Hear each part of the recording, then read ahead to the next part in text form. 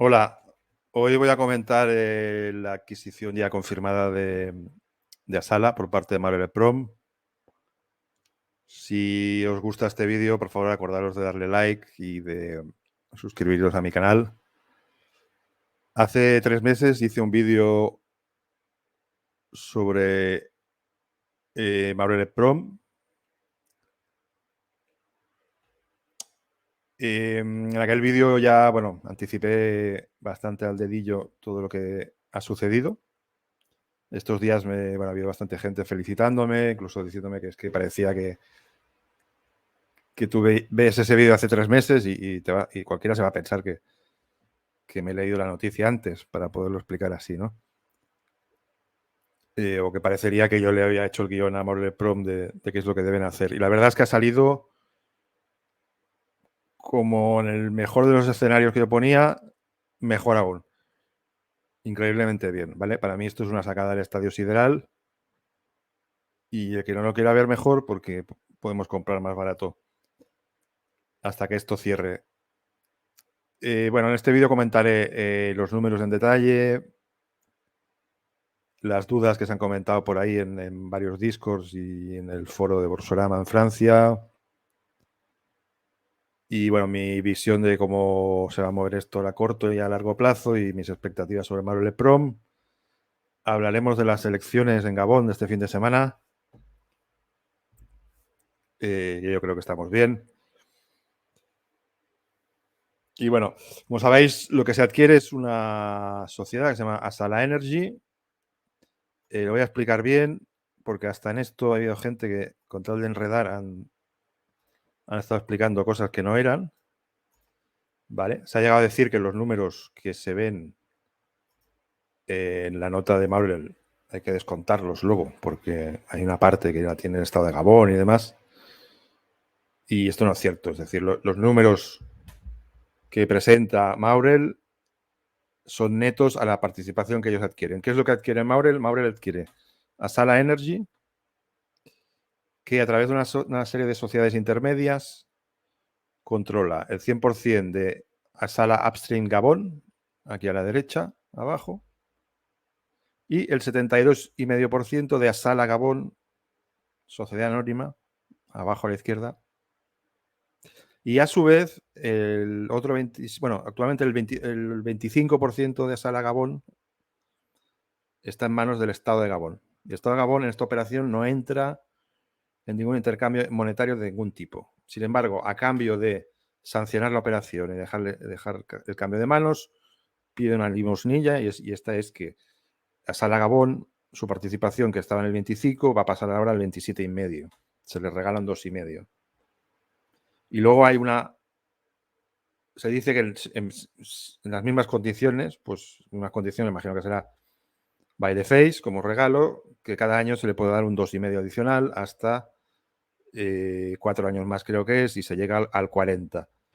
5 años más, 12,5 más, llegaría al 40 de Asala Gabón, ¿vale? Frente al 25 que tenía antes. Es decir, estamos aquí dándole pues un poquito de alpiste al gobierno para que nos deje hacer, que esto es algo ya también expliqué en mi vídeo anterior, que yo preveía que el gobierno iba a entrar de alguna manera así, ¿no?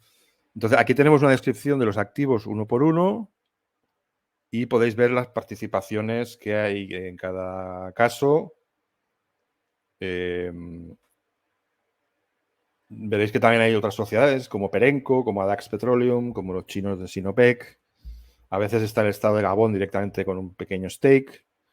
Pero vamos, la mayoría de stakes están en manos de Asala Upstream, de la cual Maurel va a controlar el 100%.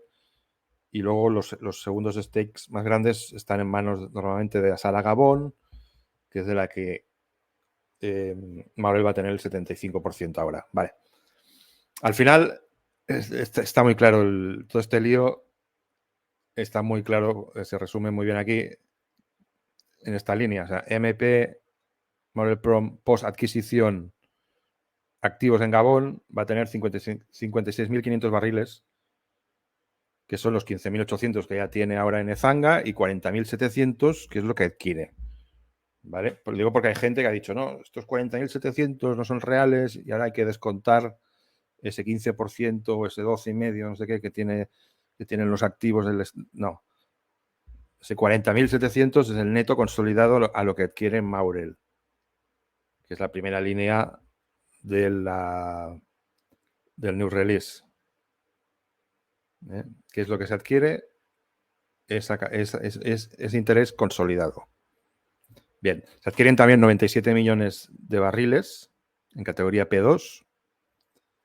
Esto equivale a una vida útil de estos activos de 7-8 años. ¿Vale? Como sabéis,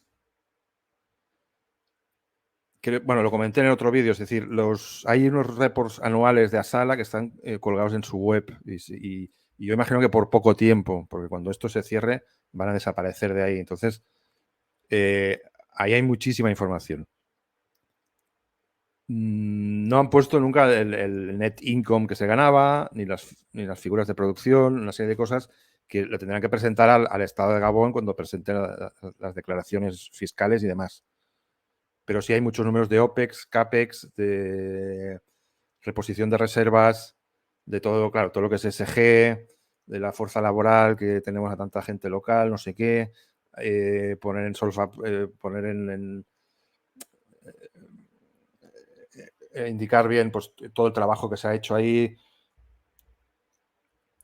Es un poco de cara a la galería, de cara al público general, ¿no? Entonces no podemos ver un income statement o la hoja de balance, pero sí muchísimas cosas sobre OPEX, CAPEX y demás.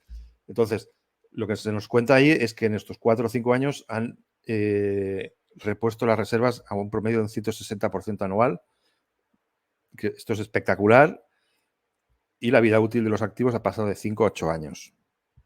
Este trabajo lo ha hecho David Rush, que es un ex empleado de Perenco, y yo he estado mirando y mucha de la gente en niveles altos en la sala vienen todos de Perenco, que es, bueno, es un auténtico monstruo y especialista en producir low cost en sitios como África y demás. ¿Vale? De hecho, otra de las empresas que me gusta mucho, Petronor, que cotiza en Oslo, pues una de las ventajas que tiene es que va de la mano de Petronor precisamente en el Congo. Bueno, básicamente esta es la adquisición. Se nos dice que cerrará el último trimestre este año o el primero del que viene. Tiene que ser aprobado por el gobierno y por CEMAC. CEMAC es una especie de cámara de comercio de países de la zona. Yo no preveo, esto no va a tener ninguna dificultad de ningún tipo. Si implicase a dos países, fuese una operación transnacional o 2 países o más, bueno, podría haber algo ahí. Pero es que además Maurel Prom ya está operando desde hace muchísimos años en Gabón. Aquí tenéis el mapa de los activos. Lo amarillo es Maurel Prom, lo de arriba es Ezanga, donde produce Maurel Prom. Lo de abajo son 2 bloques enormes de exploración. Creo que se entró en uno y no se encontró nada. El otro está pendiente. Veis ahí una línea verde, es un pipeline de petróleo de Maurel Prom. Y luego veis un montón de pipelines ahí sobre lo naranja. Lo naranja son todos los activos de Asala. Y todos esos pipelines de oil y de gas son de Asala. Y debajo tenemos el terminal de Gamba, que queda justo delante de Balco Energy, ya en el mar. Y bueno, esto es lo que se adquiere. Como os podéis imaginar, esto va a tener una cantidad de sinergias muy grandes. Pensad que Maurel Prom tiene una compañía de drilling rigs, que tiene 3, si no me equivoco. De hecho, Asala está usando uno ahora mismo de Maurel Prom. Y ahora Asala pone un montón de pipelines y una terminal de exportación. Entonces, esto va a hacer que si ya los economics de estas operaciones, no solo las de Asala, sino las de Maurel también, que son campos onshore de altísimo margen, con muchas reservas, vida para años, es decir, son auténticas vacas de cash flow, estos economics van a mejorar mucho aún, porque es que ahora vamos a controlar toda la cadena de valor, desde que se ordena un rig a que se exporta por la terminal de Gamba, perdón, va a estar todo bajo control de este, ahora ya un monstruo en Gabón, porque va a controlar como la tercera parte de la producción. Os recuerdo que Gabón es el más pequeñito, creo, pero es un miembro de la OPEC. Y además toda esta infraestructura, ¿no? Va a ayudar mucho en costes y va a ayudar, por ejemplo, en el segundo trimestre del año pasado, Maurel tuvo problemas durante un tiempo para exportar por problemas de terceros con pipelines o con acceso a la terminal, no recuerdo bien lo que era, ¿vale? O por problema de la terminal. Entonces, claro, al controlar tu propia infraestructura, ya no te vas a encontrar con esas posibles sorpresas. Y luego es muy bueno el acercarse más al gobierno, es decir, meterles aquí, aumentar su stake. Muy positivo de cara a, a que haya posibles entradas de más historias que faciliten más adquisiciones en el país o lo que sea.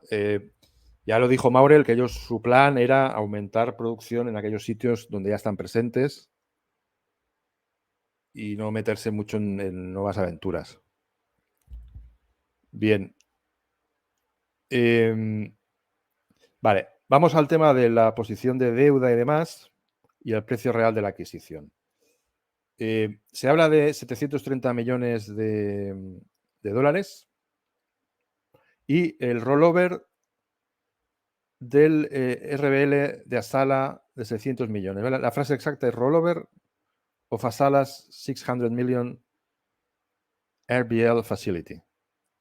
Bien, de esto también se ha hablado y ha habido gente que ha dicho, no, pues yo es decir, bueno, para ser conservador, no, para ser pesimista, diría yo, pues digo que está todo ahí, 600 millones. A ver, eso es un sinsentido. O sea, asumir, como hay gente que ha asumido que, o sea, leen esto e interpretan que el precio de adquisición son 730 más 600, el precio de adquisición es 1,3 billón, ¿vale? Nada más lejos de la...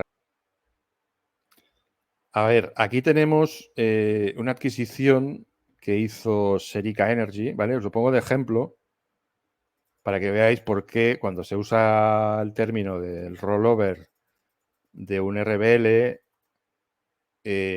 para nada eso quiere decir, me estoy llevando 600 millones de deuda entera, no. Vamos a ver. Aquí lo tenemos, rollover of RBL facility. Exactamente lo mismo que dice Maurel Prom. Vale. Sin embargo, ¿quiere decir esto que se comen todo el RBL? Perdón, me he equivocado. Pues no. Vemos aquí, Tailwind tiene un RBL de 425 millones, una facilidad de 425 millones, de los cuales hay usados 370. ¿Vale? Perdón, la mención de un RBL de 600 quiere decir que es un RBL que se puede usar hasta 600, pero no te estás diciendo en ningún momento, Mario Prom, nos estamos llevando 600 millones de deuda que hay ahí pendiente. ¿Vale? Y tanto es así que, aunque dice que hay 370 millones de dólares usados, luego Serica nos dice que la deuda neta que asume es de 270 millones de pounds, lo cual es menos que se revele. Pues ¿por qué? Porque habrán adquirido una caja de esta sociedad Tailwind, ¿vale? Entonces, de igual forma, en el caso de Marvel Prom, lo que hay que considerar es cómo va a estar el RBL de usado y cuánta caja se va a llevar Maurel al cerrar la adquisición, y entonces tendremos deuda neta.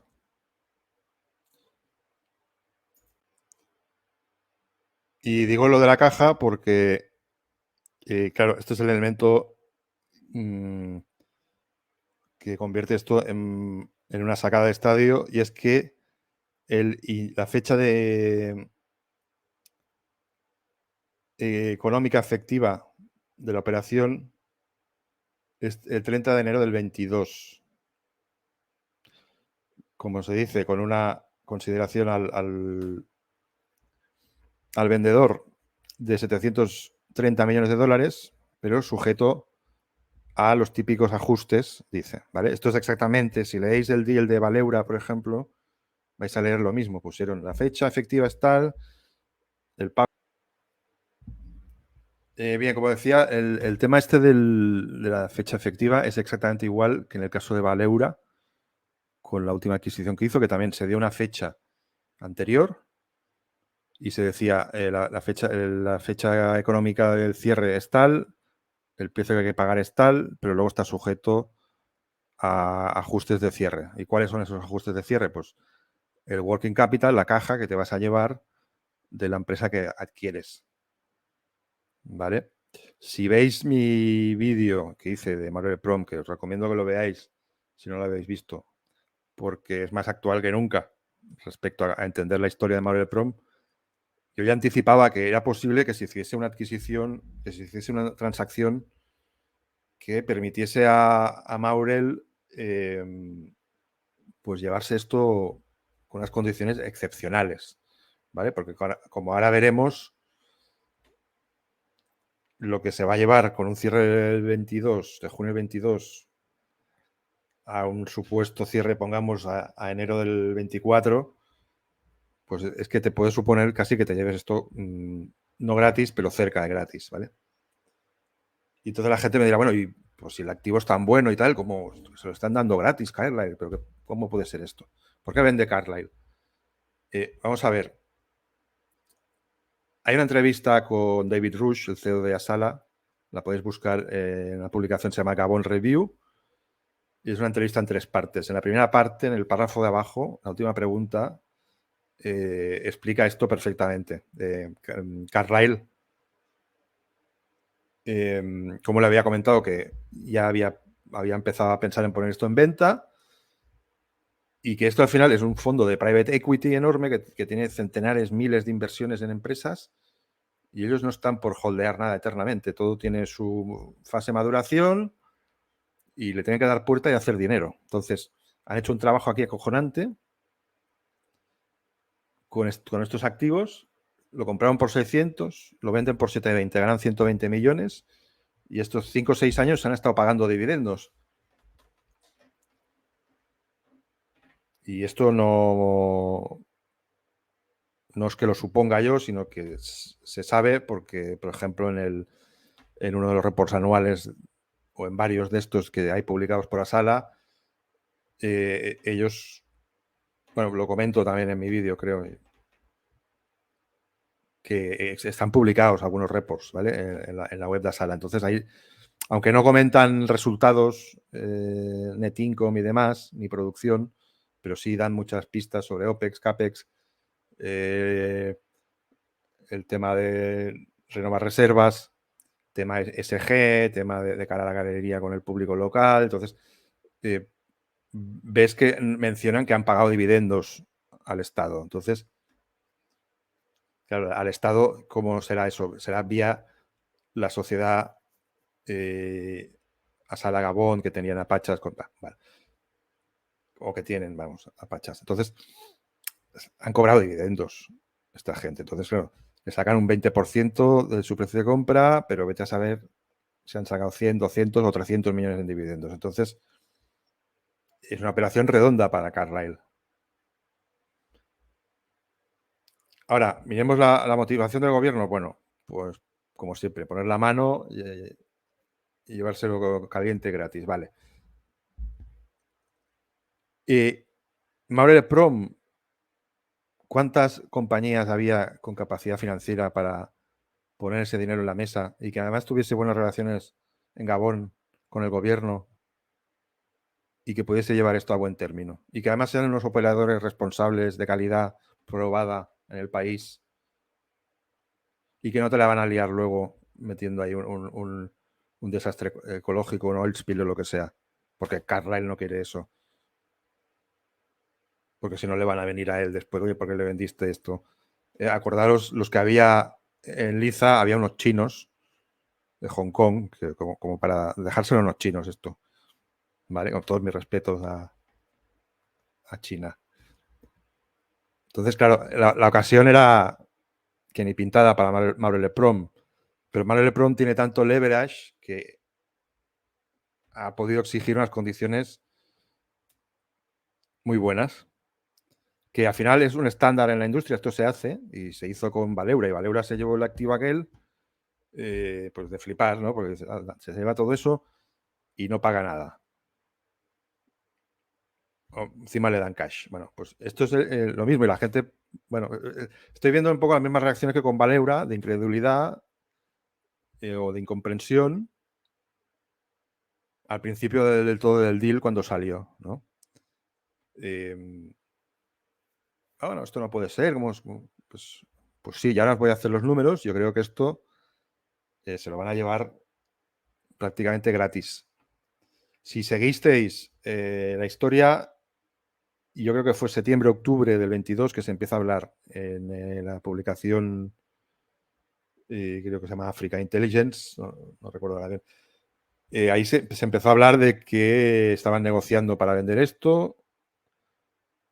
Y claro, pues que pongan la fecha de junio del 22 tiene bastante sentido, porque si empiezas a hablar septiembre-octubre y quizás, pues yo creo que junio es la típica fecha de presentación de impuestos y tal, pues quizás ahí se hace borrón y cuenta nueva y es a 30 de junio del 22. A partir de ahí corre ya corre la cuenta y el cash flow y todo para el comprador, ¿vale? Entonces no tiene nada de extraño esto. Pues que se han llegado a leer una serie de tonterías. O sea, el otro día en mi Discord se ve que llegó a poner, no, esto es un error y la fecha es del 23. Es un typo. Bueno, yo no le vi, le vieron por ahí, pero el hombre lo borró rápido. Estuvo hábil ahí porque sabe que si le cazo, le mando para casa. Porque una cosa es preguntar cuando no sabes y otra es o sea, ponerte a hablar cuando no sabes, que es peor. De estos hay muchos. Y luego hay los que quieren enredar, intoxicar y tal, sabiendo o no sabiendo.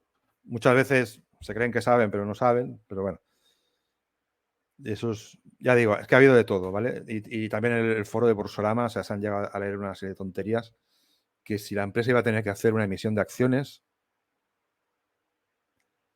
bueno, en fin, como he dicho, otra gente, porque decían que pues, el precio de adquisición es 1,3 billones y dónde vamos a sacar los otros 600, bueno, una serie de tonterías considerables. Vamos a ver, como os digo, los números más en detalle. Bien, ahora vamos a ver los numeritos estos. Bueno, ante todo, no es ni caso aquí donde pone Balco, ¿vale? Porque esto es un error, aquí a la derecha pone Balco. Esto es un error del amigo Bigman que me ha ayudado a hacer este slide. Bueno, un error de interpretación al darle yo el material. Olvidad que pone Balco porque esto pertenece al report del 2021 de Asala, ¿vale? Entonces, bueno, el tema con Maurel, una sociedad que informa poco y mal de las cosas, es uno de los inconvenientes que tiene, aunque bueno, a ver, es que es increíble, ¿no? Que hayan hecho una adquisición así transformadora de este tipo. y no se han molestado en hacer una presentación, ¿no? Han publicado apenas pues 6 páginas, una nota de 6 páginas. Entonces, bueno, en este sentido la información es muy escasa. Pero bueno, digamos que yo puedo vivir con ello mientras hagan estos deals y se pueden ahorrar los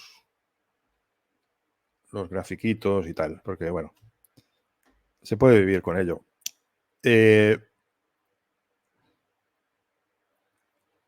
Lo que sí nos han dado, y he sacado aquí el cuadrito, aquí arriba tenéis, ellos ponen de ejemplo la información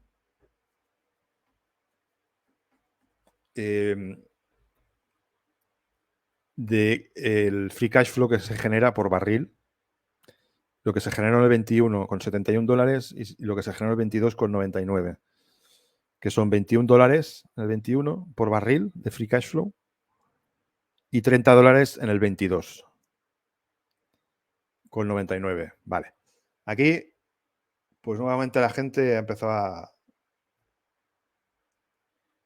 a decir bastantes cosas sin ton ni son, diciendo que si esto era free cash flow, pero sí, que sí, pero que luego ¿qué pasa con los impuestos? ¿Qué pasa con el CAPEX? No sé qué. No, esto es después de OPEX, después de CAPEX, después de impuestos. Por cada barril que a $71 quedan $21 libres para los accionistas, para devolver en dividendos o recompras o hacer inversiones. Esa es la definición de free cash flow. O en el caso de $99 el barril quedarían 30. Bien, yo os he hecho los números aquí con toda la información que se dispone, que son bien, tenemos la producción, pues tal como nos lo ponen ellos, 41.000, 45.000, el precio del Brent, los millones de barriles que son, revenue, royalties, que es el 13% en Gabón, ¿vale? Esto lo tenéis aquí en un documento de Balco Energy. Ahora veremos cómo se calcula esto. Es un 13% de royalty, ¿vale? Que esto se le paga en barriles, en oil, al estado de Gabón. Ya digo, bueno, esta fórmula o sea, lo he hecho para que se vea cómo salen estos números, ¿vale? El 21 y $30. Pero ya os digo que la fórmula no es exactamente así, tan sencilla como lo hago aquí. Pero bueno, al final los números vais a ver que se parecen mucho. Entonces, tenemos el total, vamos restando, ¿no? El revenue y los royalties, pues tenemos el total de revenue, digamos, de oil que controlamos, qué valor tiene. Entonces, el CAPEX y OPEX, 176 de CAPEX, 230 de OPEX. Esto está sacado directamente del report del año 21 de Asala en su web. ¿Vale? 176 millones de CAPEX, 230 millones de OPEX. Estos son 406 millones. Fijaros, 400 millones de CAPEX y OPEX para producir unos 15 millones de barriles. ¿Vale? Esto pues son unos $27. $27 entre CAPEX y OPEX. Pensad en Valeura, que tanta gente dice que sí, es el mejor risk-reward del mundo. Yo es que no lo veo, porque si Valeura es una empresa con tanto gasto y márgenes tan bajos que si el oil se va a 50, se va al guano. Si el oil se va a 50, Balco con estos, Balco, Marel Prom con estos activos aún gana dinero y resiste. Entonces yo no veo el risk reward tan bueno. Pensad que Valeura tiene 400 millones entre CAPEX y OPEX y produce 20.000 barriles o 22.000. Bueno, depende de si cuando esté Wassana parado o no. Esta gente produce el doble por el mismo precio. ¿Vale? La diferencia es que estos son activos onshore que, fijaros aquí a la derecha, podéis ver que en 5 años en 4 años han hecho solo 27 pozos nuevos y la mayoría son workovers. Hay 102 workovers contra 27 pozos nuevos. ¿Vale? Entonces aquí se están gastando muy poco por cada pozo y están alargando la vida de estos activos. Fijaros también aquí a la derecha tenéis hasta la fecha, dice, y estamos hablando desde el 17 al 21, es decir, 5 años. Aunque bueno, podríamos quitar uno del 20 del COVID, pongamos que no se hizo nada. Bueno, o lo mínimo. Pero claro, 600 entre 4, 150, 600. Vale, pongamos que quitamos el 20. Son 150 anuales de CAPEX y en el 21 176. Ya veis, muy poco CAPEX. Y operaciones 230. Bueno, entonces, usando estos números, tenemos un pre-tax profit, es decir, habrá que restar a los 913, 406, nos quedan 507 de pre-tax profit. Aplicando unos impuestos del 40%, nos iríamos a 305 millones de barriles. Ahora explicaré lo del 40%. 305 millones entre 14,86 millones de barriles, pues sería 20,50, pues prácticamente los 21 que nos ponen aquí en la tabla de arriba, ¿vale? Y lo mismo en el 22, si revisáis los números, acabamos con... He vuelto a repetir el CAPEX y el OPEX, porque aunque aquí estén produciendo más, el OPEX sabéis que son gastos en un 90% fijados, ¿vale? Y el CAPEX, bueno, pues por ser conservador, no lo aumento, lo dejo igual. Al final estáis viendo que del 17 al 21 se gastaron 600 menos en CAPEX, es que es de risa. Entonces, repito, 176, que ya era un aumento en el 21 respecto al promedio anterior. Y me sale un pre-tax profit de 984, que si aplicásemos unos impuestos del 50%, quedarían 492 millones de free cash flow, que divididos entre 16,2 millones de barriles sería, en este caso, un poco más, y todo $30,37 de free cash flow por barril. Vale. Esto lo he hecho para que podáis ver la magnitud de lo que se ha comprado y cómo estos números que nos dan cuadran bastante con todos los datos que tenemos. Mucha gente por ahí diciendo que no hay datos. Bueno, pues si los datos los busco, salaenergy.com es una mina de datos. Y bueno, explicaré el tema de los impuestos. O sea, a ver, al final, como no tengo ni idea de los impuestos que han pagado y tampoco soy un experto en la materia, ni un contable especialista en oil and gas, ni nada, pues he puesto, o sea, lo he puesto a lo que hacía falta para que saliesen los números, ¿vale? Pero es que es todo muy viable, porque el 40 a 50 andan por ahí los impuestos que se pagan cada año en esto, ¿vale? Aquí tenéis el caso de Balco, ¿vale? Ya digo, para mí es un misterio, es complicadísimo ver cómo funciona esto. Yo recuerdo cuando llevaba Balco que había trimestres que no pagábamos nada de impuestos y luego hubo un trimestre que de repente se pagó el 50% del profit y había gente ya flipando en algún foro, no, ni tan siquiera en España, en algún foro americano, alguien diciendo, bueno, han subido los impuestos al 50, no sé qué. No, es que los impuestos, las empresas los van difiriendo, hacen lo que pueden para retrasarlos. La estructura, cómo funciona, es tal que de la producción bruta, el Estado se lleva un take del 13% royalty en oil, un 13% in kind. Y luego, del resto, de lo que se vende, está el tema del cost oil, profit oil. El cost oil es todo el oil que se va vendiendo y que se va cobrando, se va sumando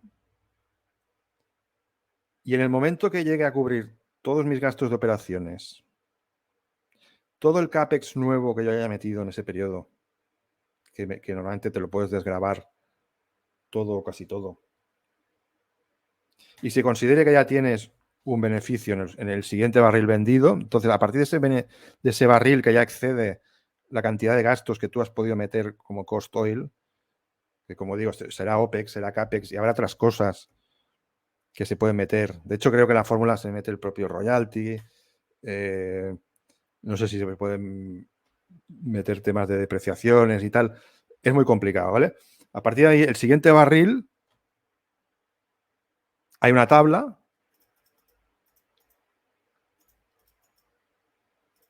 Vale. A partir del siguiente barril, que ya se considera que es profit, entonces hay un split según un baremo aquí progresivo de 0 a 10.000 barriles, de 10.000 a 25 o más de 25.000, ¿vale? Por tanto, el tema de Asala. Bueno, en teoría, claro, si coges Asala que produce 40 a 45.000, dices 25.000, pero claro, cada contrato es por activo. Entonces, creo que más bien todos los que tiene Asala, menos uno, que es Ravi, que es el grande, que es de 20 y pico mil, ese caería en este segundo, en esta segunda casilla, donde sería, perdón, me lo he cargado, sería 45% para Asala, 55% para el Estado. Sin embargo, en los otros campos pequeños sería 50-50. Vale.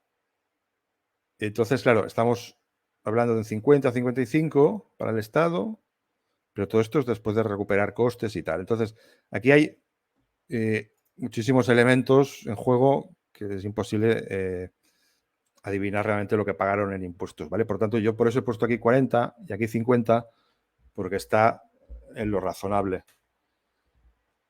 y no se va a alejar mucho de ese rango, ¿vale? Y solo era efectos de que se vea y que no se hable más ya de, como se ha hablado por ahí, de cómo puede ser que esto de este free cash flow pero bueno, esto será antes de impuestos, tal, y cosas así.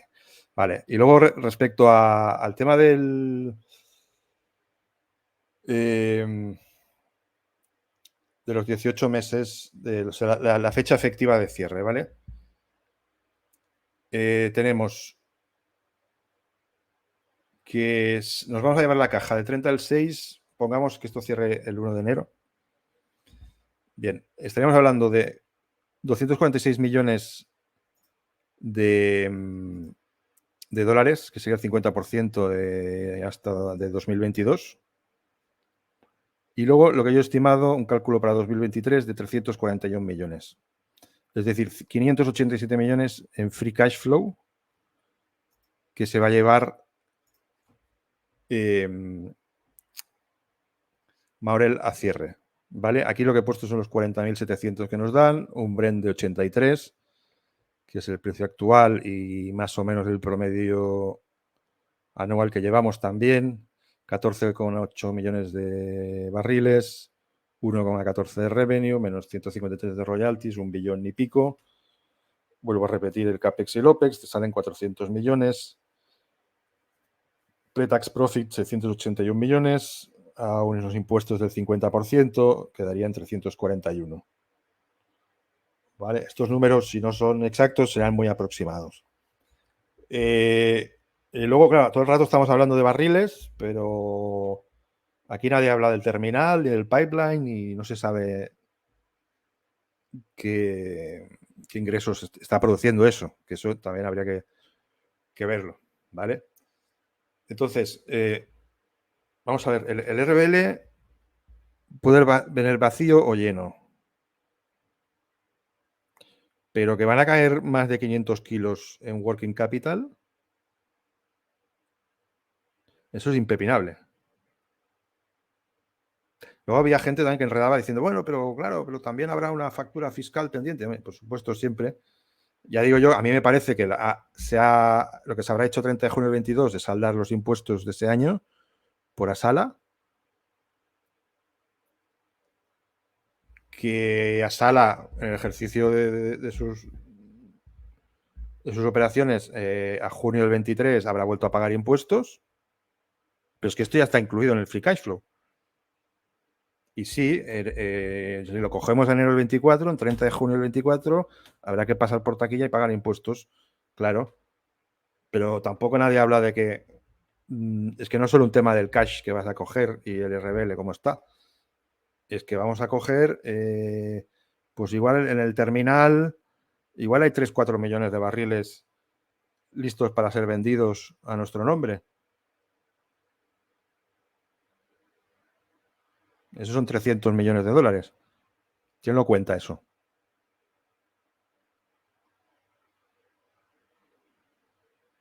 Entonces, como digo, no me importa cómo esté el RBL, ¿vale? Porque es que si está lleno y con la caja que tenemos, pero claro, no tiene ningún sentido que al final el proceso esté lleno y haya 600 kilos en el banco. Eso no sería, ¿vale? Yo lo que sí no os niego es que quizás esta empresa, sabiendo que se iba a vender, justo a 30 de junio del 22, hayan repartido un dividendo del copón. Y justo creo que os lo he puesto antes de ejemplo, o no, creo que no lo he explicado, lo que era un RBL, ¿vale? Porque hay gente que igual no lo entiende. O sea, un RBL es una línea de crédito que tienes disponible para operar, que te da un sindicato de bancos contra tus activos, contra las reservas, contra el cash flow. Si un conjunto de bancos pueden llegar a ofrecer hasta 600 millones por estos activos y los compras por 700, hombre, yo creo que es buena señal que puedan llegar a dejar tanto dinero, ¿vale?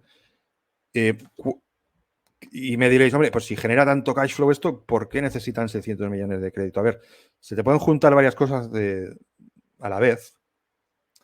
Imaginaos que están en una campaña de CAPEX muy agresiva, gastando mucho, pero a la vez se les junta que tienen retrasos en exportar el oil, que está en la terminal, que lleva 3 meses, que han acumulado 5 o 6 millones de barriles y están sin vender y no hacen caja. Pero es algo puntual, sabes que en 2 semanas o 3 lo vas a vender cuando venga el tanker. Pero de momento, ese cash flow se te cierra. Y a la vez estás a 30 de junio del 22 y tienes que pagar impuestos.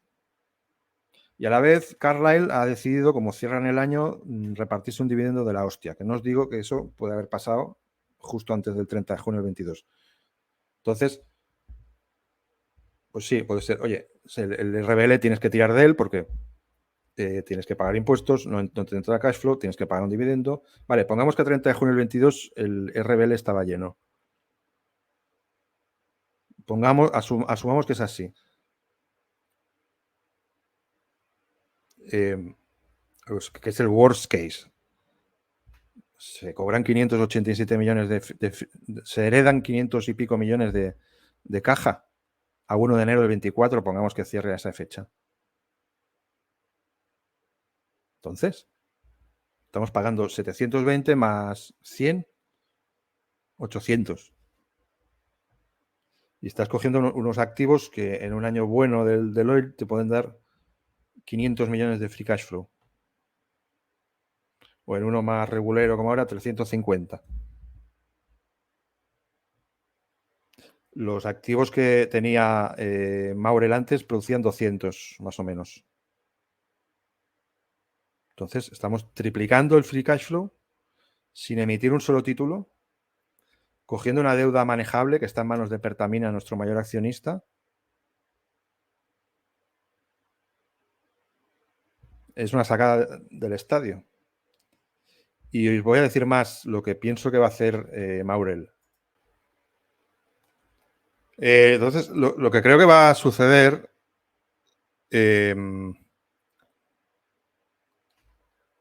es que Maurel básicamente va a, yo creo que tranquilamente triplicar el dividendo, ¿vale? Porque esto es lo que ha venido haciendo antes en cuanto ha tenido ocasión. O sea, sabéis que primero pagaba un dividendo de 12 o 13 céntimos.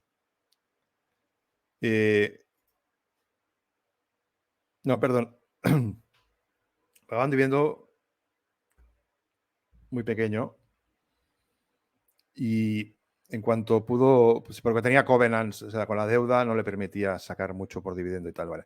Entonces, en cuanto le dieron, o sea, tenía la deuda estructurada tal que así, veis que tenía muchísimo en el 23, bastante en el 22, muy poco el 24. Entonces, cogieron con el sindicato de bancos y lo reestructuraron todo para que fuesen plazos más pequeños, lo alargaron, se cargaron el vencimiento del 22 o prepagaron 22 algo y luego redistribuyeron el resto en tranches más pequeñitas, 23, 24, 25, 26, una más grande el 27, ¿vale? Al hacer esto liberaron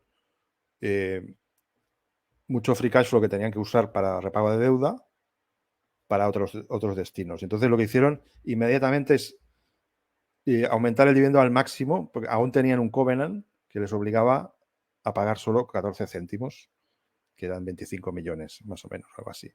Vale, pues que al siguiente año, que ha sido este, han doblado el dividendo y han pasado de 14 céntimos a 26, creo que ha sido este año, ¿vale? Destinando una parte considerable del free cash flow que les quedaba libre para dividendos. Entonces, creo que va a pasar esto porque es que, bueno, es lo que está haciendo Pertamina. Claro, Pertamina se beneficia porque ha dejado aquí un dinero que a la vez le genera unos intereses y luego con esta operación,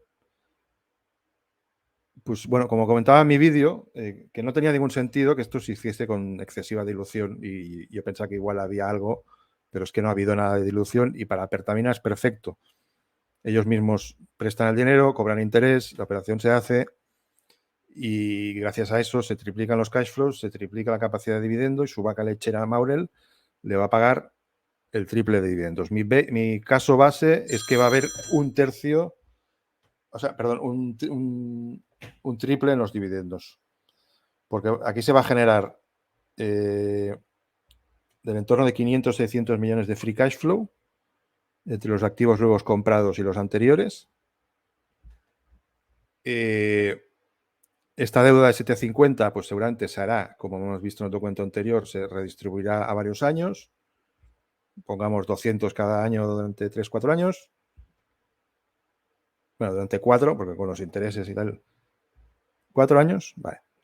Si tú estás generando 500, 600 y solo tienes que destinar 200 de ese free cash flow a la deuda, te quedan 400 millones libres. Entonces, el dividendo de ahora de Maurel es 50 millones. No les va a costar nada, como les van a quedar 400 ahí colgados sin saber qué hacer. Por eso digo que como caso base yo pongo que lo tripliquen y aumenten el dividendo de 50 a 150. Como decía, tranquilamente van a destinar, en vez de 50 millones, 150, pero es que aún les sobraría bastante. Bueno, entonces ya lo que hagan con el resto va a estar en función de si ven oportunidades de adquisición en el mercado o no. Pero desde luego Pertamina está demostrando que es shareholder friendly, porque bueno, aquí también se han escrito algunas tonterías mayúsculas, se ha llegado a poner por escrito que hacer esto de Asala, bueno, iba a significar la muerte de Maurel prácticamente, porque Pertamina le iba a prestar deuda a tipos carísimos y luego iba a diluir los títulos. Bueno, no, o sea, Pertamina actúa de una manera racional, tienen un plan, que esto hablaremos ahora a futuro, tienen un plan de llegar a producir 600, 700 mil barriles fuera de lo que ellos consideran casa, que es Indonesia o sudeste asiático, y su instrumento, o uno de sus principales instrumentos, es Maurel EPROM, ¿vale? Entonces, ellos actúan de una manera racional y shareholder friendly. Oye, veo una buena oportunidad, te presto yo mismo el dinero, yo mismo cobro unos intereses y gracias a esto voy a poder sacar muchos más dividendos. Entonces, sí, sé que mucha gente dirá, hombre, pero yo no puedo estar en una sociedad donde hay otro mayoritario que controla, porque claro, entonces yo no pinto nada ahí. Y sí, pero claro, fijaros, lo paradójico del asunto es que estamos en un entorno ahora que hay muchas oportunidades de comprar activos de multinacionales que se van por el tema SG, por todos estos temas. Y por otro lado, hay un estrangulamiento de las empresas petroleras, no se les financia, no se les deja dinero y tal. Y resulta que aquí tenemos un vehículo que está cotizando a un precio de risa, donde son especialistas en este sector y tienen detrás al primo de Zumosol, que es Pertamina, que les puede dejar todo el dinero que haga falta. Pertamina es la mitad de Petrobras en producción, ¿eh? O sea, es el gobierno de Indonesia. Que te va a dejar dinero cuando a los otros no se les deja y donde hay muchas oportunidades de adquirir cosas. O sea, es una situación idílica ser shareholder de Maurel en este aspecto. Vas a estar donde los demás no pueden estar o lo que los otros sueñan y se lo miran y no tienen medios, con Maurel sí los van a tener. Pero a la vez siempre el gobierno indonesio le ha encantado cobrar muchos dividendos. Pertamina ha pagado unos dividendos enormes y aquí no va a ser diferente. Lo han demostrado, en cuanto han podido empezar a pagar pequeñito, en cuanto quitaron los covenants aumentaron y este año que el precio era bueno, o sea, en el... No es que el 22 el precio de hoy fuese mejor. Como tenían la deuda estructurada de otra manera, tenían muchísimo más free cash flow que no tenían que destinar a pago de deuda y lo que hicieron es mayor pago de dividendo. Y con eso me están diciendo que ahora que va a haber muchísimo más free cash flow, lo van a hacer así y el dividendo va a ser espectacular. Claro, si lo triplican al precio actual, esto es un yield del 20%. O sea, agárrate. Y bueno, la acción está siendo muy decepcionante lo poco que ha reaccionado. Pero bueno, viendo el poco entendimiento de la operación, ya empezando en el propio Boursorama, el foro francés de petróleo, pues, en fin. Y bueno, en general el mercado francés es que es bastante ridículo cómo operan con Maurel. ¿No? Se vio hace poco, Maurel saca un report siempre de operaciones a medio año que no son resultados sino operaciones y donde ahí ya puedes deducir todo porque te dice la producción, te dice varios datos, bueno, te dice muchas cosas. Pues bueno, luego a los 15 días publicaron los resultados ya con los números de tal y el EBITDA, claro, el EBITDA había caído un porrón, pues porque el oil, respecto al año anterior, porque el oil no estaba en 99, sino 72 de media. Bueno, pues se pegó una hostia del 13% y dices, madre mía, porque que no lo veíais hace 15 días con lo que publicaron. Es que un niño de 5 años podía sacar el Excel y hacer el modelo. Pero bueno, lo digo porque es que igual resulta que aquí vamos a tener que anunciar el dividendo del triple para que el mercado reaccione o que ni tan siquiera cuando se cierre la operación van a seguir sin entenderlo. Igual hace falta pues, que se publique el resultado semianual del 24 y cuando se vea que el EBIT ha triplicado, entonces las acciones reaccionan. No lo sé lo que va a pasar. Me importa poco a corto en los movimientos de la acción. Pero vamos, la sacada del estadio es bestial. Bueno, ya casi por fin también os voy a comentar que hay un solo report que se ha publicado que es de Hamaman Partners. Maurel son clientes suyos. Entonces, bueno, esto es lo más parecido que Maurel tiene a una Investment Relations o demás que les promocione. Los únicos que se han preocupado en hacer un report. Y bueno, os puedo comentar que este report es bastante interesante. A ver, en un sentido, pero en el otro es una auténtica basura, ¿vale? Vamos por partes. Lo bueno que tiene esto es que nos confirma que la fecha es junio del 22 y que la manera correcta de estimar esto, y ellos estiman y asumen, para mí erróneamente, que... Pero ya he dicho que yo me pongo también en ese caso, worst case, vale, 600 millones de rebelde, más 700 de compra, 1,3 billones, pero ellos pues usan la misma metodología, dicen hay que quitar todo el free cash flow que se adquiere. Pero lo que pasa es que ellos calculan solo 400 millones para 420, 30, haciendo lo mismo que hago yo, de decir, bueno, los 6 meses finales del 21 y todo el 22. Vale, ¿cuál es el problema? Esta gente, yo no sé por qué, Bueno, no lo voy a buscar porque ahora no sé dónde está, pero poder leer el report, lo tengo en mi Discord colgado, y están usando $71 para el 22. $71 de Bren, cuando vamos un promedio de 80 o así, o sea, para que el promedio salga ahí 71, vamos, el resto del año debería caerse a 50 el Bren, o menos. Entonces, no sé de dónde sacan eso. A mí me da la sensación, no sé, que o son muy perezosos o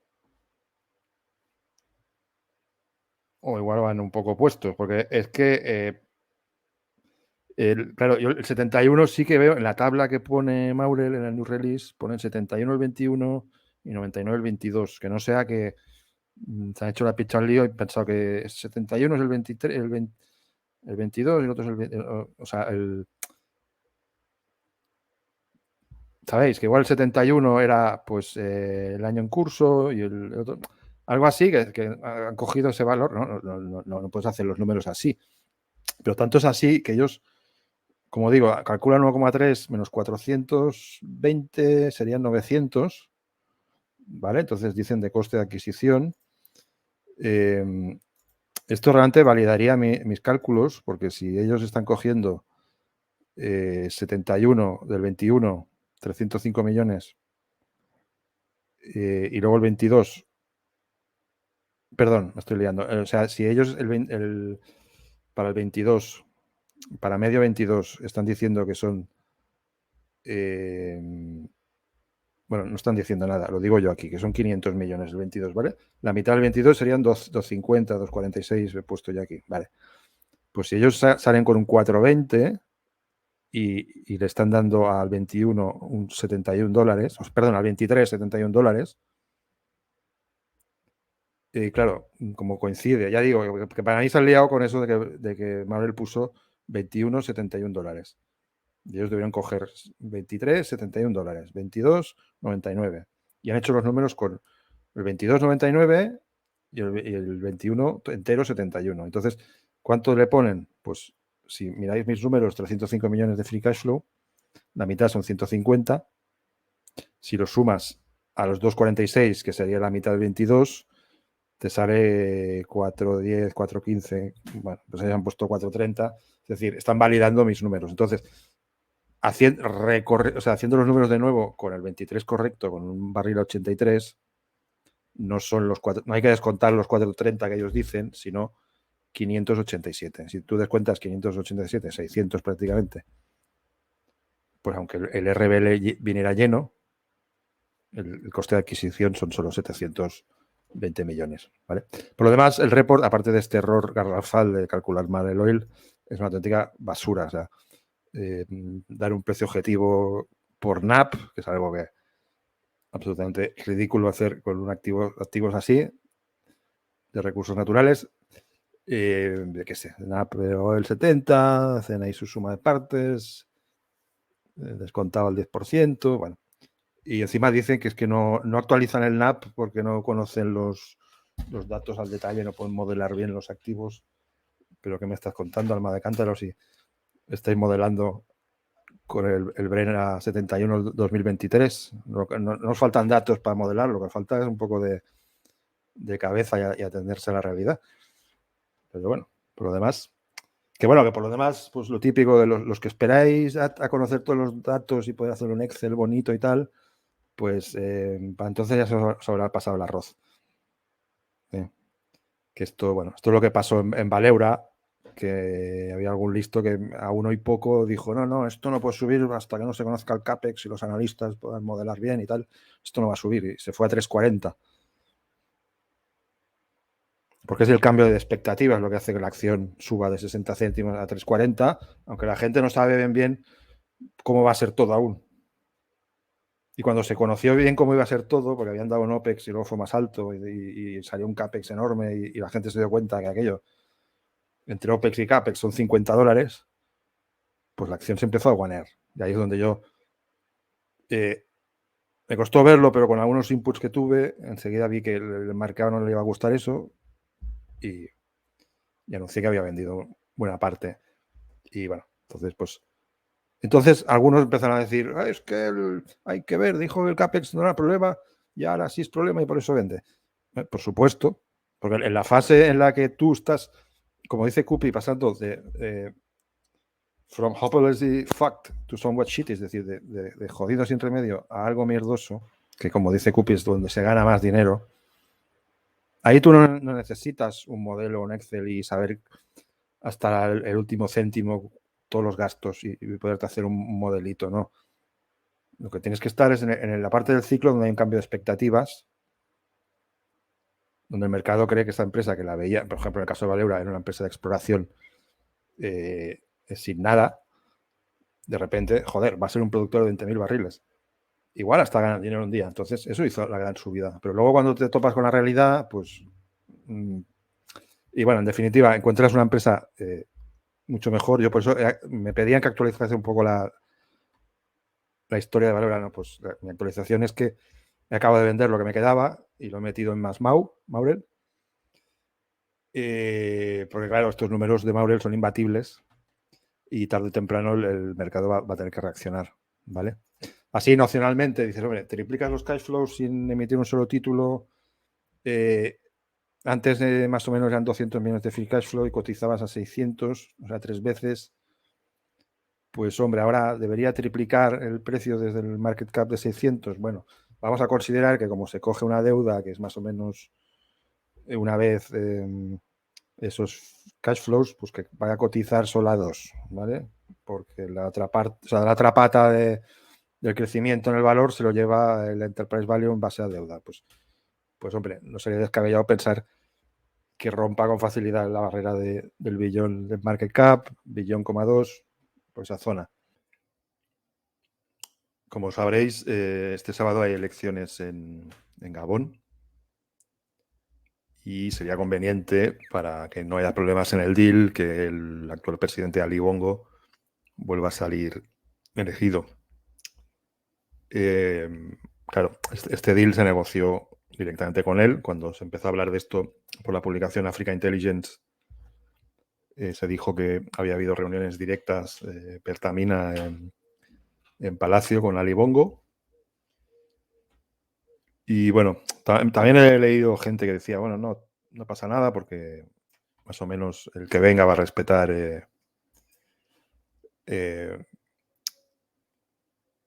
lo que ha hecho el gobierno anterior, pero yo no lo tengo tan claro. Mucho mejor que gane Ali Bongo, que no venga luego otro candidato y que tenga su propio... O sea, que haya otro grupo a quien quiera favorecer y quiera detener este deal o hacerlo renegociar y que se alargue en el tiempo. Bueno, cualquier cosa podría pasar, ¿no?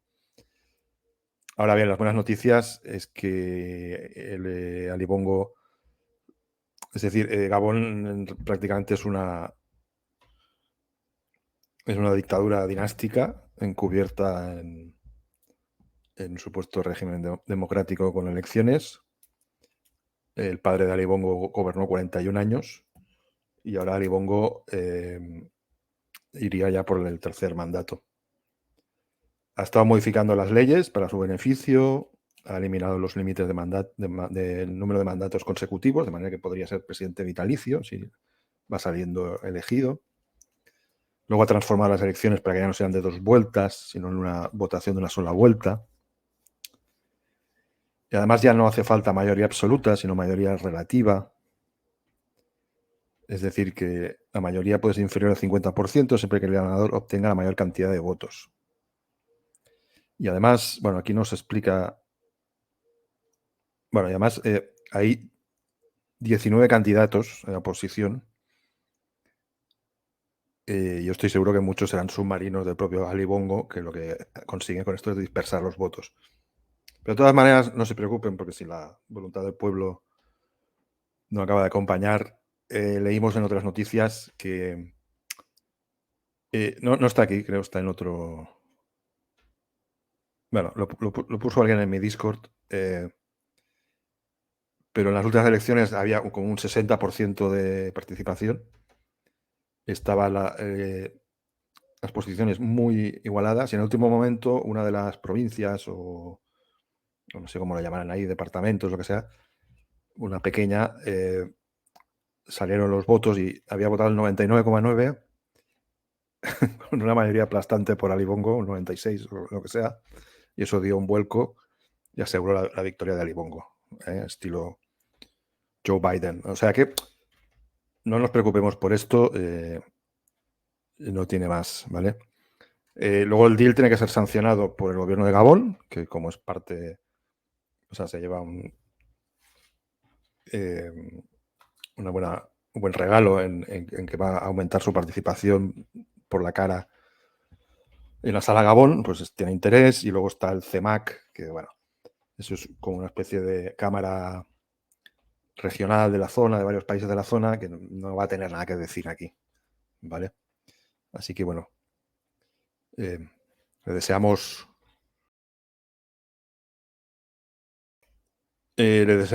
lo mejor a Ali Bongo este sábado en las elecciones. Todos recordaréis esta foto de este encuentro de Macron con Maduro, donde Macron le vino a decir a Maduro que necesitaba su petróleo, le llamó presidente y demás, cuando la posición oficial de Francia y Unión Europea y demás era de no reconocerle y reconocer y apoyar a Guaidó. Entonces, bueno, esto creó muchas... levantó bastantes sarpullidos entre la oposición. Maurel, luego sabéis que en marzo, abril, cuando presentó los resultados del 22, dijo que en 3 meses ellos veían cerrado un nuevo acuerdo con PDVSA para poder volver a meter mano en los activos que Maurel tiene ahí, y que la OFAC de Estados Unidos se iba a poner de perfil y les iba a dejar operar, ¿vale? Han pasado 5 meses de eso prácticamente, y en el último new release de Maurel, o sea, con sus de resultados, es que no dijeron nada de Venezuela, ni una sola línea. Esto a mí me olía mal y me hacía pensar en que, bueno, quizás esté encallado el asunto, pero hemos tenido muy buenas noticias. El día 17 de agosto, Francia tiene un nuevo embajador en Venezuela.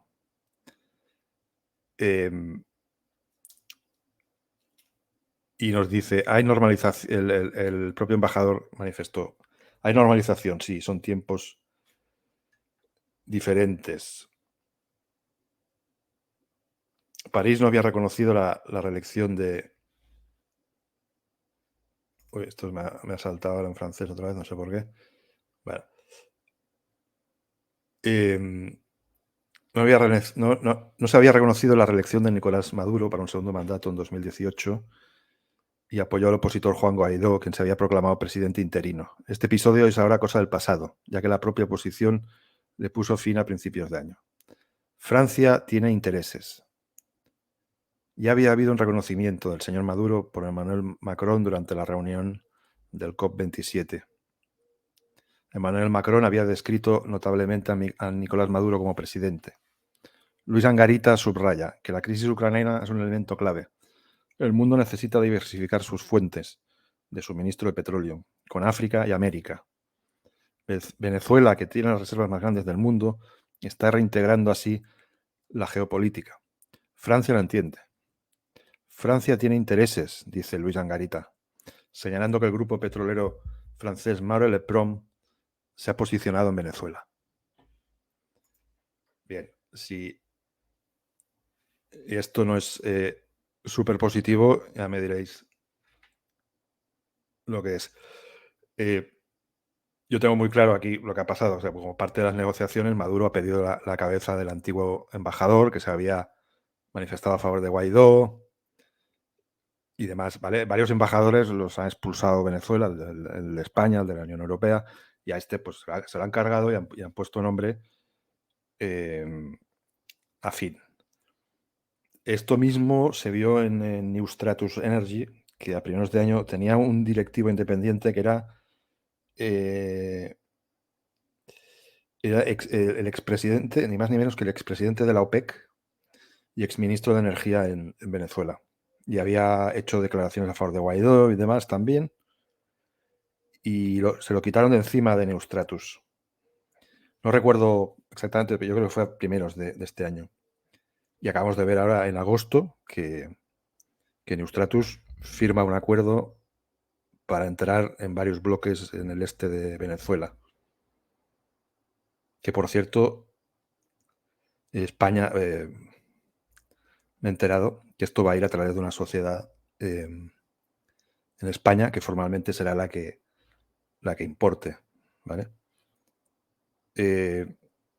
Sabéis que se ha concedido ya permisos a Eni, la italiana Eni, a la española Repsol y demás para importar crudo venezolano. También hay acuerdos para gas. Entonces se está abriendo el juego en Venezuela, ¿vale? Tenéis mucha más información sobre lo que va a suceder en Venezuela en el vídeo en el que presenté Mauro Prom. Pero bueno, rápidamente, estos son activos que están en el lago Maracaibo. Esto es algo, bueno, world class. En un lado del lago está Chevron y al otro, al oeste, está Manuel Prom, ¿vale? Chevron está operando normalmente porque Estados Unidos le permite. Han drenado el lago para que puedan entrar tankers más grandes y ir más rápido explotando el petróleo. El activo pues está dejado de la mano de Dios con una inversión mínima por parte de PDVSA y aún así vemos que desde 2000, desde los mínimos del COVID, así que estaba incluso llegó por debajo de 5.000, algo así, ahora está en 16.000 barriles. A Maurel le corresponde el 40%. Las reservas, dicho por ellos en esta conference call del anual 2022, es de 400 millones de barriles. Entonces le corresponde 160 millones a Maurel. Maurel dijo que en 12-18 meses, desde que se vuelva a entrar allí, con la reinversión que van a meter, esto puede subir a 40.000 barriles. Entonces serían 16.000 para Maurel. Si veis las noticias cuando Shell tenía este activo, ¿vale? Porque este activo se lo vendió Shell.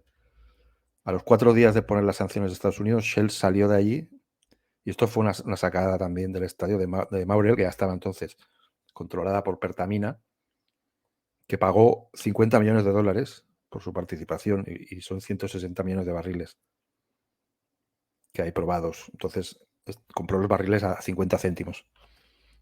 Claro, con las sanciones, pues aquello parecía una locura. Y ahora esto va a ser un catálisis brutal. Como decía, si leéis lo que publicó Shell en su día, cuando andaban por los 40.000, dijeron que tenían un plan nuevo de inversión que no se llegó a realizar nunca para llegar a 70-80.000. ¿Vale? O sea, este activo es un cañón. Claro, 70-80.000 a 40% para Maurel serían 30.000 barriles diarios o unos 10 millones de barriles anuales. Pero con esas reservas de 160, vamos, estamos hablando de 15-16 veces de la vida de estos activos en base a las reservas que tiene. O sea, bueno, 15-16 años, quiero decir. O sea, que es un auténtico cañón. Y además lo bueno de esto es que Maurel no va a tener que desviar el otro free cash flow que genera por otro lado, ni emitir acciones, ni nada de nada, porque Venezuela, y se explica aquí en este slide del fin de año del 22, Venezuela ya les ha reconocido de entrada 108 millones de dividendos que les deben de su interés consolidado en estos activos desde el 18 y el 19. Pero están habiendo discusiones para el 20, 21, 22. Claro, si el 18 y 19 con los precios del oil que había 60 generó 100 millones, pues imaginaos lo que se generó en 21 y 22. La cifra que se baraja son 300 millones en total, ¿vale? Entonces, ¿cómo le va a devolver Venezuela este importe a Maurel? Antes de que Chevron fuese autorizada por la OFAC a volver a operar en Venezuela, lo que siempre se esperaba hacer era que Venezuela entregase algún tanker con petróleo y lo tomase Maurel y entonces pues con eso se saldase la deuda, ¿vale? Sin embargo, desde entonces desde que pasó eso con Chevron, han estado trabajando para hacer un mecanismo por el cual una vez Maurel pueda tocar el cash flow que producen estos activos, Maurel vaya a tener, pues en vez de, o sea, una vez pagado impuestos y demás, lo que quede limpio, Maurel en vez de coger el 40%, pues podrá coger seguramente el 100%, con la condición de que lo va a usar para reinvertir, que es lo que no está haciendo PDVSA. Y básicamente eso van a ser workovers sobre pozos que ya existen, reabrirlos y demás. Que esto es mucho más barato que no drilear desde cero. Además, la infraestructura ya existe ahí, bueno, aunque está como está, pero entonces ellos dicen no va a ser un camino de rosas, pero se puede hacer. Ahí las empresas, pensad que Chevron está pues con todas las grandes de servicios, Schlussenberg y demás, se puede hacer. Y se va a hacer internamente del propio cash flow que genera el activo, donde Maurel va a estar cobrando pues más de lo que le toca hasta que haya recuperado esos, bueno, ahora son 108, pero se espera que van a ser 300, esos 300 millones que PDVSA les debe de dividendos anteriores. Porque claro, Maurel nunca puede meter la mano ahí por las sanciones. Vale, entonces esto es beneficioso para todos. PDVSA pues consigue que se vuelva a invertir ahí y demás. Vale. Entonces, claro, esto, mientras esperamos que cierre el deal de Asala, pues cualquier día podemos tener la gran noticia de que se vuelve a Venezuela. En términos de cash flow, no incorporaría mucho de golpe de entrada, porque ahora son solo 6.000 barriles, que luego pueden llegar a ser 16.000. Yo no tengo claro que se vaya a quedar ya solo con el 40. Puede ser que se le ofrezca algo mejor, hasta un 50. Bueno, hasta ahora 49,99 es el máximo que se le ha dado a una empresa, y PDVSA siempre mantiene el 50 más 0,1 como mínimo, ¿vale? Lo que pasa, si veis el news release de Neustratus, ahí ellos indicaron que, aunque la participación que ellos van a tener en esos bloques del este de Venezuela son entre el 40 y el 49,99 también, que se espera que con las negociaciones que se están llevando a cabo en un futuro se pueda llegar a tener una posición mayoritaria, en la que PDVSA, pues supongo que iría en plan, pues se queda un 10, un 20, una porción más pequeña, pero totalmente free carried, sin tener que meter nunca un duro para reinvertir nada y tal. Esto es la primera vez que yo he leído que una de estas sociedades mixtas, se le llaman, es gubernamental, PDVSA y sector privado, que haya visto yo que PDVSA se abre o que ni tan siquiera se comenta que PDVSA podría llegar a ceder el control de estas sociedades, ¿vale? Entonces esto es muy bueno para Mauro porque no sabemos realmente el deal que va a haber aquí.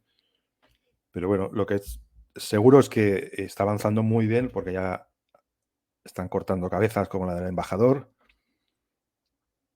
Y bueno, esto es otra pata de la historia de Maurel, que es muy positiva y que bueno, va con retraso, ellos dijeron 3 meses, pero va a acabar cayendo. Bien, entonces, bueno, un poco para concluir ya,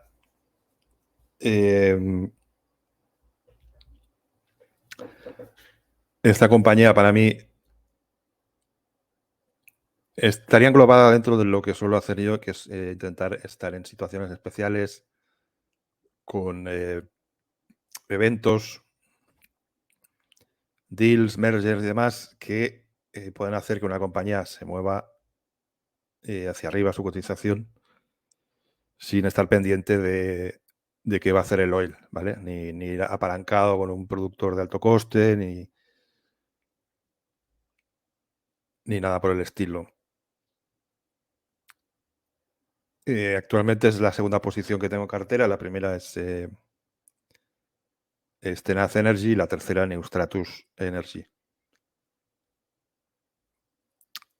Tiene unos activos buenísimos, unos costes muy bajos en caso de sufrir el precio del oil. A ver, no nos engañemos, cuando baja el precio del oil baja todo. Pero,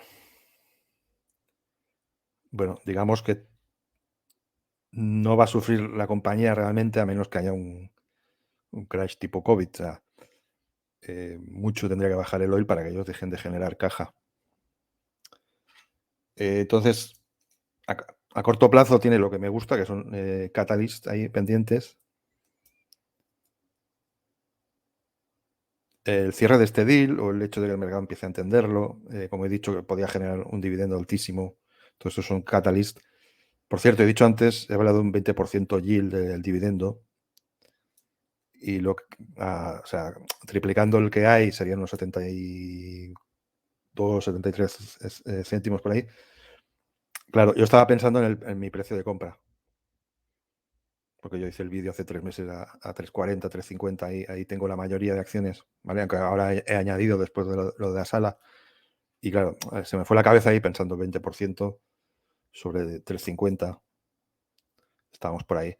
Pero, claro, al precio actual sería como 16 y pico el yield, ¿vale? De una compañía de este tamaño, con los activos que tiene, cotizando en la Bolsa de París, es difícil ver que esté en ese tipo de yield, ¿vale? Hay muchos folladivis, que les llamo yo, que van a estar interesados en tener una compañía así. Marvel Prom, bueno, además yo creo tiene diversificación entre varias jurisdicciones.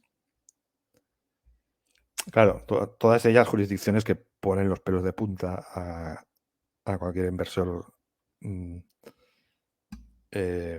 generalista, digamos. Si ya no gusta el oil and gas en general a la gente normal, diríamos. Bueno, el otro día Juan Carlos Morán me decía que somos unos frikis, unos putos frikis. Digo, sí. Pues dentro de esto, claro, de que la gente le da asquito el oil and gas, pues imaginaros encima que se sienten atraídos por... ¿no? ¿Dónde inviertes tú? ¿No? En Gabón y en Venezuela. Pero bueno, a mí es lo que me va y lo que me pide el cuerpo. Y aquí, pues esto es como un blue chip de todo lo que yo he hecho siempre, que va a pagar aquí unos dividendos bomba, que tenemos a Pertamina por detrás y que va a tener acceso a los mejores deals que haya por ahí con la cartera de Pertamina apoyando. O sea, es un vehículo maravilloso, de verdad. Y bueno, yo creo que si luego suena la flauta encima y en un futuro, esperemos que próximo, volviera a haber un oil and gas equities boom, como el que yo viví de 2003 a 2008, bueno, es este tipo de empresas las que lo van a hacer mejor luego. Yo creo que esta en particular, porque no es ni un mini chicharro, aunque bueno, es un market cap pequeño para el mercado en general, pero sobre todo este tipo de jurisdicciones que ponen los pelos de punta a la gente, pues si hubiese un boom en oil and gas, no hablo del precio de la materia prima, que ahora está estupendo, es fantástico, las empresas ganan mucho dinero. No, me refiero a las acciones, que es otra vez interés en este sector. Pues bueno, es este tipo de empresas que están en jurisdicciones que el mercado descuenta como que es algo que está muy out of the money y nadie va a mirar ahí. Pues de repente cuando hay un boom, el mercado compraría esto fuerte, obviando dónde están, ¿vale? Porque al final el cash flow es cash flow. Bueno, lo podéis comprobar si queréis. Voy a parecer un loco ahora si os digo esto, pero esta empresa en su pico del boom anterior llegó a cotizar 11 veces el cash flow. Ni tan siquiera estoy diciendo free cash flow, ¿eh? Y ahora estamos aquí que a ver si esto es barato o caro, esta adquisición. En fin, cotizando a pues a una vez y media el free cash flow que va a generar la empresa. Bueno, hasta aquí el vídeo, espero que os haya gustado. Recordad si os ha gustado darle like y suscribiros a mi canal. Adiós.